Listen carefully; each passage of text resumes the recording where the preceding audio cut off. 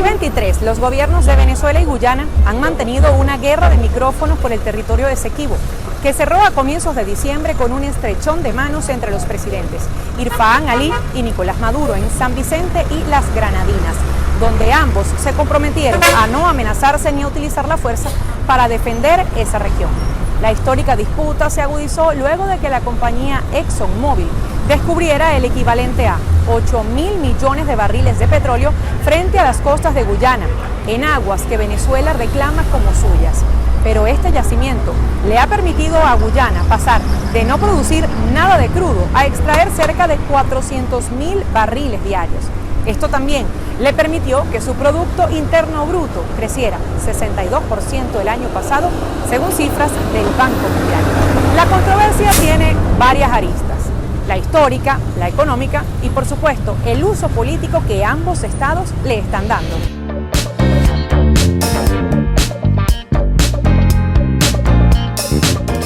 Guyana, sobre todo el costa afuera de Guyana, representa hoy por hoy una de las provincias petroleras más atractivas que hay en el planeta.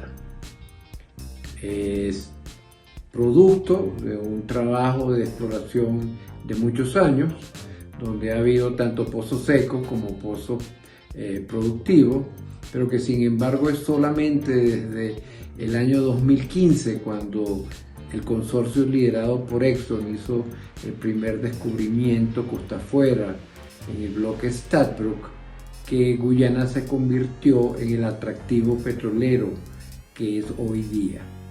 Desde entonces a la fecha ha habido multitud de descubrimientos, también por el grupo liderado por Exxon, y hoy producen cerca de 400.000 barriles de petróleo día, cuando hace una década no producían ni una sola gota. Eso ha hecho que toda esa costa atlántica tome una nueva preeminencia, no solamente desde el punto de vista petrolero, sino obviamente desde el punto de vista geopolítico, sobre todo por las disputas territoriales que tiene con el país vecino que es Venezuela.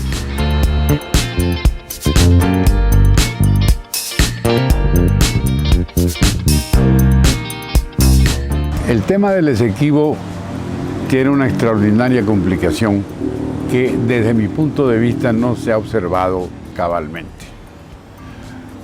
Se supone que es una causa nacional. Es lo que se ha pregonado últimamente, especialmente por el gobierno. Ahora la pregunta entonces sería la siguiente: ¿una causa nacional puede llevarse a cabo, puede llegar a buen puerto sin apoyo nacional? Ese es el problema fundamental de la causa del Esequibo. Desde el punto de vista legal y desde el punto de vista histórico, entiendo que no hay ningún tipo de complicación. Todo está perfectamente avalado por documentos antiguos. Las investigaciones demuestran cómo hubo una usurpación en el siglo XIX por parte del Imperio Británico, que era poderoso en ese momento, y Venezuela estuvo a punto de una guerra durante el régimen del general Crespo. Eso no hay duda. De manera que hay una plataforma legal, una plataforma intelectual suficiente para demostrar cómo la causa venezolana sobre el territorio reclamado es absolutamente pertinente y debe tener buen destino en una corte internacional. El problema se presenta desde otra perspectiva que es muy importante: cuando el gobierno asume la causa como una causa que involucra a la sociedad venezolana. Ahí está el problema. Y por consiguiente, la pregunta que viene de seguidas: la sociedad venezolana está concernida. La sociedad venezolana sabe de qué se trata, o en otro sentido, quiere poner su esfuerzo, su voluntad, su sensibilidad en favor de la causa. Evidentemente no. Y ese es el problema de una causa inflada superficialmente.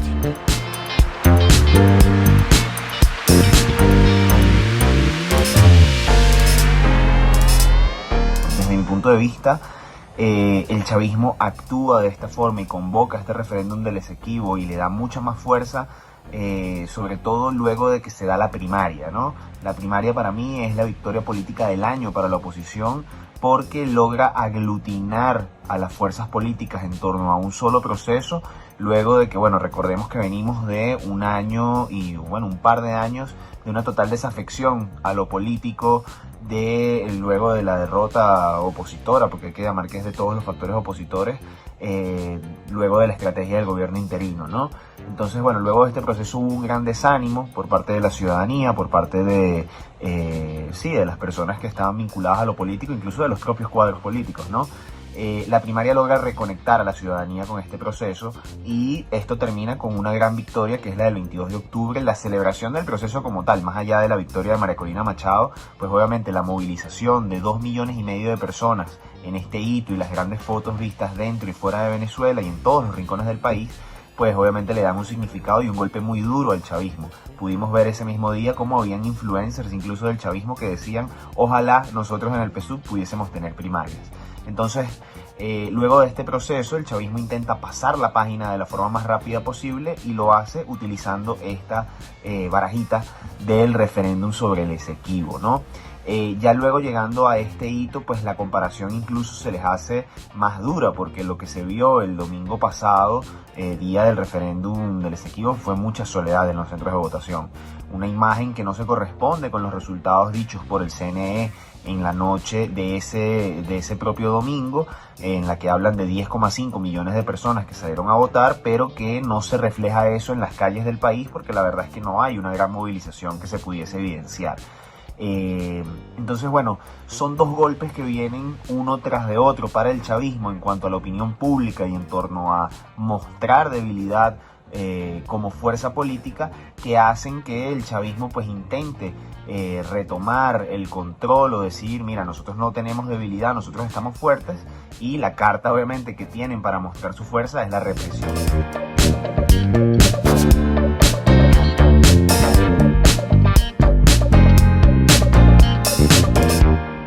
La reclamación del Esequibo se llevó con toda prudencia por los regímenes, por los gobiernos, las administraciones de la democracia representativa. Se nombraron comisiones de especialistas que trabajaron en silencio.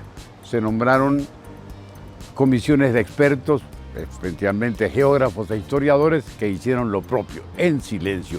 Recopilación de documentos, búsqueda de mapas, renovación de la cartografía, todo se hizo casi a la perfección. Yo me atrevería a decir que no ha habido ninguna investigación sobre reclamaciones territoriales como esta relacionada con el territorio Esequibo. Pero eso no trascendió. Mientras los historiadores, los geógrafos, los politólogos, los internacionalistas trabajaban, nadie se enteraba, porque el gobierno no quería, o los gobiernos de la democracia representativa no querían que se enterara. Este era un problema diplomático que se iba a tratar por las vías diplomáticas. Una disputa con el Imperio Británico o con el ex Imperio Británico necesitaba una mínima prudencia. Y es así como lo que sucede en las conversaciones y en las discusiones no trasciende a la sociedad. Y al no trascender a la sociedad, se crea un vacío de sensibilidad.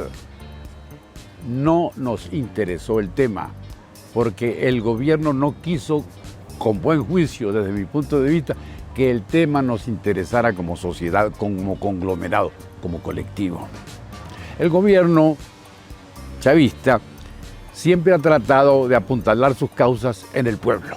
La palabra pueblo bolivariano está presente en todas las discusiones y puebla el vocabulario de la retórica chavista. Sin embargo, en esta ocasión acude a él, pero en realidad se encuentra con un vacío, porque la historia del medio siglo anterior, o quizá de más de medio siglo anterior, no creó los puentes. Entonces, ¿cómo vas a hacer tú una causa popular si no tienes puente para que esa causa popular transite?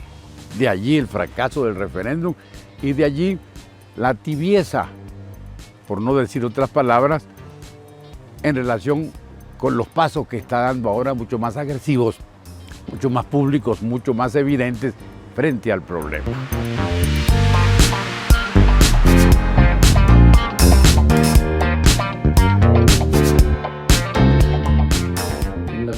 últimos semanas, meses, Guyana dio nuevas licencias y esas nuevas licencias fueron o se pueden creer que están en aguas que son las disputadas con Venezuela.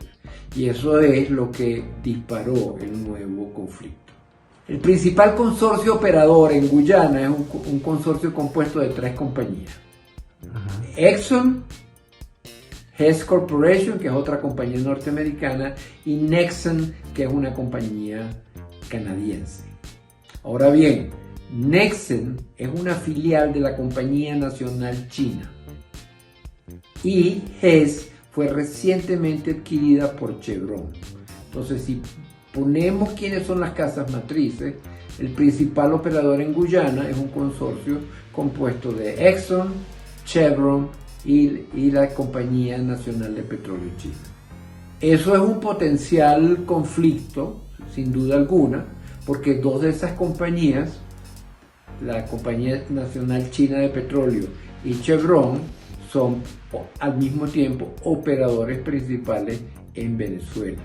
Cualquier conflicto dentro de los 2 países pondría, vamos a decir, en apuros a esas compañías.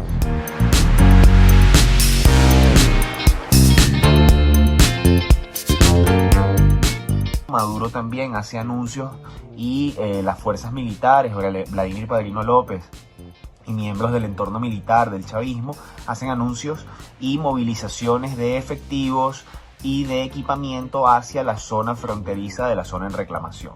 Esto obviamente hace que se vea como una especie de escalada, al menos en lo retórico y en una serie de acciones que ponen en alarma a la comunidad internacional, incluso a aliados geopolíticos del chavismo como Luis Ignacio Lula da Silva, presidente de Brasil, quien se ha mostrado muy alarmado con estas frases y estas acciones de Maduro, ha llamado a la paz. Entonces, bueno, digamos que estamos en medio de un contexto geopolítico en el cual Maduro pasa nuevamente a ser una amenaza para la estabilidad de la región.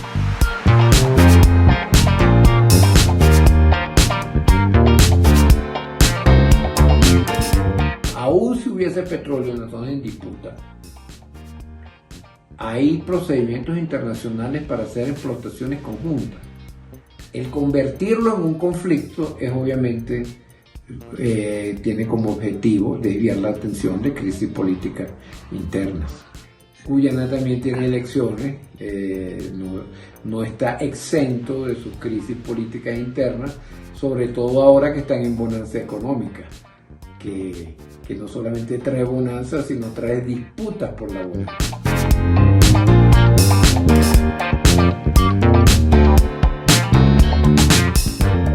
Realmente el gobierno, sabiendo de este vacío, palpando este vacío, lamentando el estrepitoso fracaso del referéndum, se va a lanzar en una causa de esta naturaleza sin apoyo popular. Lo va a hacer con 5 o 6 autobuses y con una cedulación improvisada en Tumeremo. Esos son problemas que ellos tienen que plantearse, pero también nosotros. Porque si es como yo estoy describiendo la situación, es evidente que ese no es el propósito. Es evidente que tras el propósito del rescate del Esequibo se oculta un proyecto político distinto que pudiera relacionarse con el auge de la oposición a partir de la celebración de las primarias. Hay un propósito electoral que tiene que ver con el hecho del ímpetu que se ha creado o que ha creado la nominación abrumadora de María Corina Machado. De manera que el problema no es el Esequibo porque objetivamente no tiene plataforma. Si una cosa no tiene plataforma, ¿se va a convertir en proyecto nacional y en causa gregaria? Evidentemente no. Sacar de la nada o de la cuasi nada gregaria un proyecto de rescate territorial es imposible. Absolutamente imposible, de manera que tenemos que pensar distinto o tenemos que ver las cosas con menos ingenuidad. Tras el rescate o el pretendido rescate del territorio Esequibo, hay un propósito de manipulación política que nos incumbe como sociedad y que tiene que ver directamente con el éxito de la primaria llevada a cabo por la oposición y por el auge de la candidatura de María Corina Machado. Yo pienso que ese es el punto fundamental y que la sociedad debe mirarse en ese espejo para ver cómo reacciona frente a una manipulación sin destino.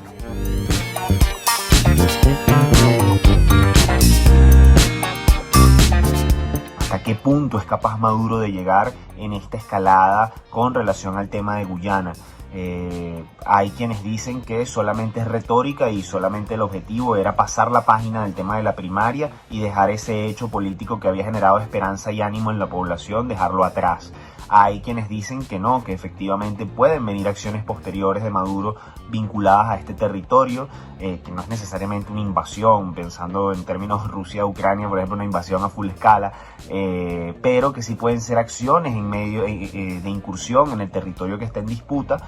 Ya Maduro, dentro de la locución que dijo el pasado martes, en la que creó las divisiones PDVSA Esequibo y CBG Esequibo, le advirtió a las empresas petroleras que licitaron contratos con Guyana, que ojo, valga la redundancia, hay que decirlo, Guyana también ha actuado extralimitándose el derecho internacional, adjudicando licencias en territorios que todavía están en disputa, y eso es algo condenable y totalmente rechazable. Maduro les advirtió a estas compañías que tienen 3 meses para salirse de esos contratos y negociar con Venezuela. Entonces esta es una narrativa que obviamente eleva la apuesta por parte del chavismo con relación a este territorio y que puede derivar en acciones posteriores que pudiesen llegar a ser incluso encontronazos en territorio en disputa. Y luego en términos internos, pues obviamente esto va en paralelo con una negociación que ha tenido el chavismo con los Estados Unidos para el levantamiento de sus sanciones económicas en contra del régimen de Maduro a cambio de ciertas libertades políticas y garantías para el proceso de elecciones de 2024.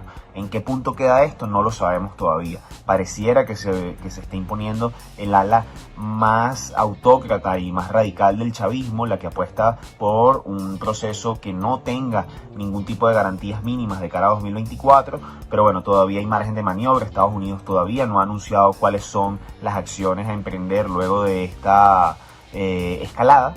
Y bueno, obviamente nos acercamos ya a la hora de las definiciones. La disputa entre Venezuela y Guyana está en manos de la Corte Internacional de Justicia, que evalúa si es válido el laudo arbitral de París de 1899, que le dio la titularidad del Esequibo a lo que hoy se conoce como Guyana, pero que en ese tiempo era una colonia británica. El 8 de abril del 2024, del año que viene, el Estado venezolano deberá presentar los alegatos por los que asegura que el Esequibo le pertenece.